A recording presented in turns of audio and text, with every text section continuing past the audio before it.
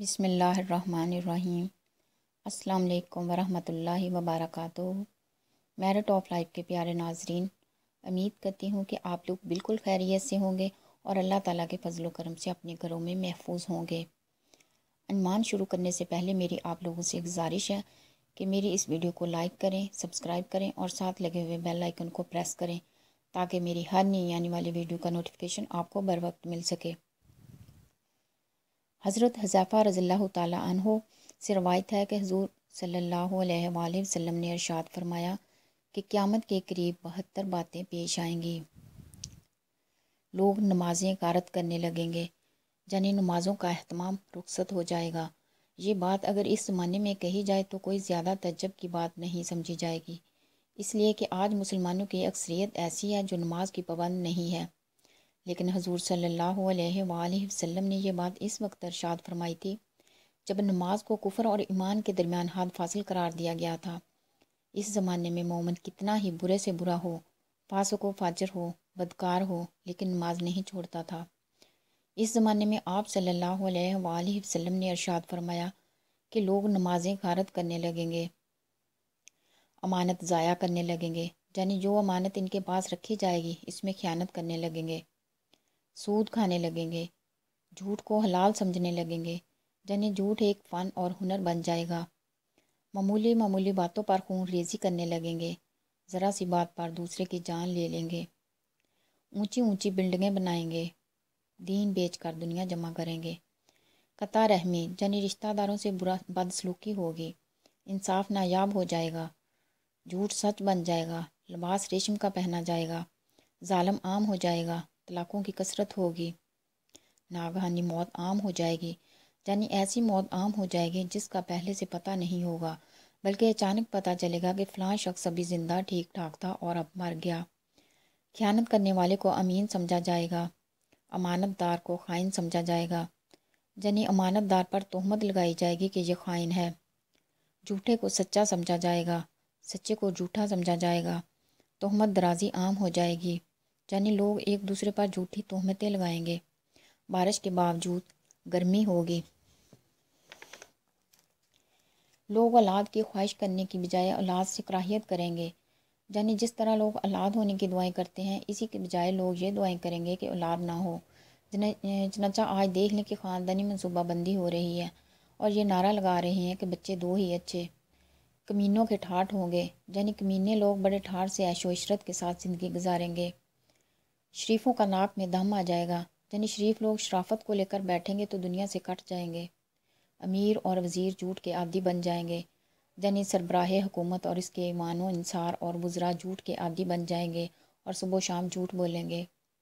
امین خیانت کرنے لگیں گے، سردار ظلم پیشہ ہوں گے، عالم اور قاری بدکار ہوں گے، یعنی عالم بھی ہیں اور قرآن کریم کی تلاوت بھی کر رہے ہیں مگر بدکار ہیں۔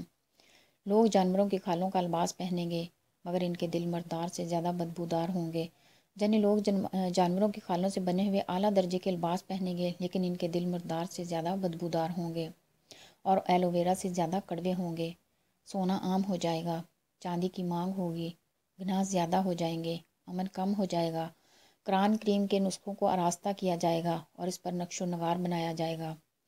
مسجدوں میں نقش و نگار کیے جائیں گے، اونچے مینار بنیں گے لیکن دل ویران ہوں گے، شرابیں پی جائیں گی، شرعی سزاؤں کو معطل کر دیا جائے گا، لونڈی اپنے آقا کو جنے گی، یعنی بیٹی ماں پر حکمرانی کرے گی اور اس کے ساتھ ایسا سلوک کرے گی جیسے آقا اپنی کنیز کے ساتھ سلوک کرتا ہے۔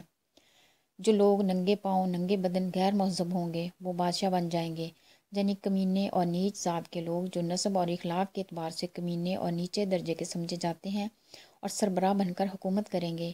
تجارت میں عورت مرد کے ساتھ شرکت کرے گی، جیسے آج کل ہو رہا ہے، عورتیں اور زندگی کے ہر کام میں مردوں کی شانہ بشانہ چلنے کی کوشش کر رہی ہیں، مرد عورتوں کی نکالی کریں گے، عورتیں مردوں کی نکالی کریں گی، یعنی مرد عورتوں جیسا حلیہ بنائیں گے اور عورتیں مردوں جیسا حلیہ بنائیں گی۔ آج دیکھ لیں نئے فیشن نے یہ حالت کر دی ہے کہ دور سے دیکھو تو پتہ لگانا مشکل ہوتا ہے کہ یہ مرد ہے یا عورت ہے۔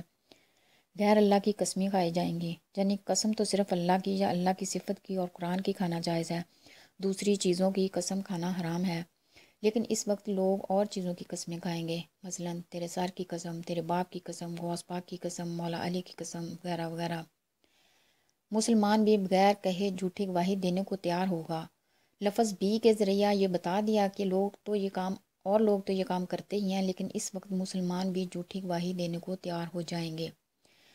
صرف جان پہچان کے لوگوں کو سلام کیا جائے گا۔ مطلب یہ ہے کہ اگر راستے میں کہیں سے گزر رہے ہیں تو ان لوگوں کو سلام نہیں کیا جائے گا جن سے جان پہچان نہیں ہے۔ اگر جان پہچان ہے تو سلام کر لیں گے، حالانکہ حضور صلی اللہ علیہ وآلہ وسلم کا فرمان یہ ہے کہ جس کو تم جانتے ہو اس کو بھی سلام کرو، اور جس کو تم نہیں جانتے اس کو بھی سلام کرو۔ خاص طور پر اس وقت جب کہ راستہ میں اکا دکا آدمی گزر رہے ہوں تو اس وقت سب آنے جانے والے کو سلام کرنا چاہیے۔ لیکن اگر آنے جانے والے کی تعداد بہت زیادہ ہو اور اسلام کی وجہ سے اپنے کام میں خلل آنے کا اندیشہ ہو تو پھر سلام نہ کرنے کی بھی گنجائش ہے۔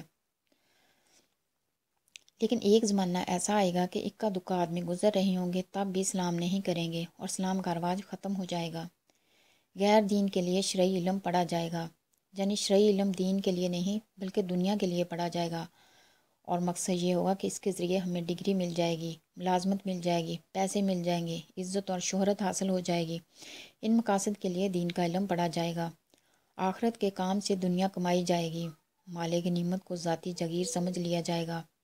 مال غنیمت سے مراد قومی خزانہ ہے، یعنی قومی خزانے کو ذاتی جگیر اور ذات دولت سمجھ کر معاملہ کریں گے۔ امانت کو لوٹ کا مال سمجھا جائے گا، یعنی اگر کسی نے امانت رکھوا دی تو سمجھیں گے کہ یہ لوٹ کا مال حاصل ہوگا۔